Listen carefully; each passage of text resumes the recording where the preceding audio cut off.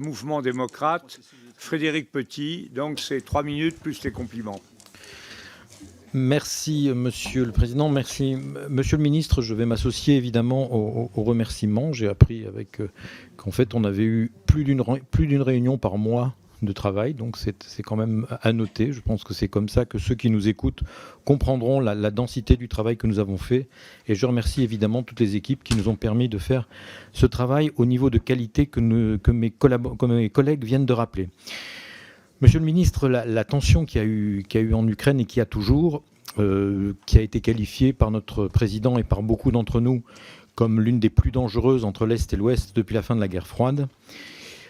La visite du président de la République le 7 février.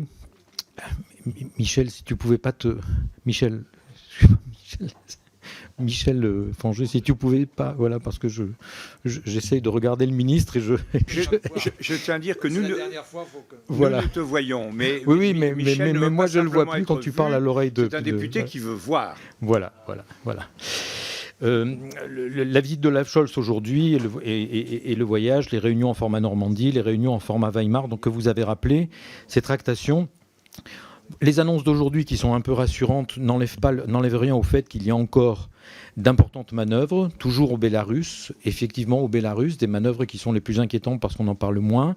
Il y a des manœuvres maritimes qui aujourd'hui sont dans un espace qui bloque factuellement, qui bloque l'Ukraine. Devant la détermination de Poutine que viennent de rappeler certains de mes collègues, je voudrais vous interroger sur une question extrêmement européenne. Et je voudrais revenir à une question européenne, car dans cette crise, c'est bien l'Europe qui est en première ligne. Ce sont nous, y compris si nous prenons des sanctions. Nous l'avons vu avec les sanctions autour de la Crimée. Ce sont des Européens qui ont plus souffert des sanctions que les autres. Le président a salué le sang-froid des Ukrainiens. Moi, je salue également le sang-froid, vous l'avez rappelé, des Français et de nos ressortissants qui sont en Ukraine. Monsieur le ministre, je crois qu'il y a encore une école ouverte jusqu'à vendredi à Odessa, une école française ouverte jusqu'à vendredi à Odessa, et si l'école de Kiev a effectivement fermé aujourd'hui. Monsieur le ministre, ma question, c'est sur l'Europe. Pour l'instant, nous avons une unanimité que vous avez rappelée, que vous avez saluée.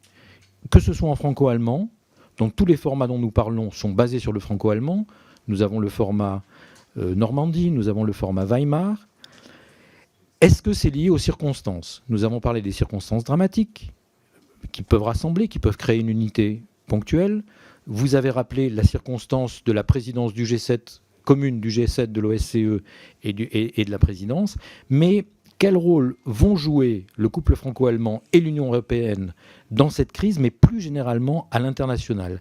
Quelles sont les prochaines étapes pour que, dans des formats Normandie, dans des formats Weimar, dans des formats peut-être à inventer, pour que cette unité circonstancielle de l'Union européenne et de sa place dans le monde puisse se prolonger, puisse être construite différemment de ce que nous avons eu l'habitude de faire jusqu'à présent, où nous étions peut-être un peu à réaction. Je voudrais savoir si on envisage, au-delà de cette crise, des actions en Weimar, des actions en Normandie, des actions de Joseph Borrell, qui permettent de profiter de cette crise pour avancer dans une unité diplomatique et une vraie place de l'Union européenne dans les affaires du monde. Je vous remercie. Merci, monsieur le député.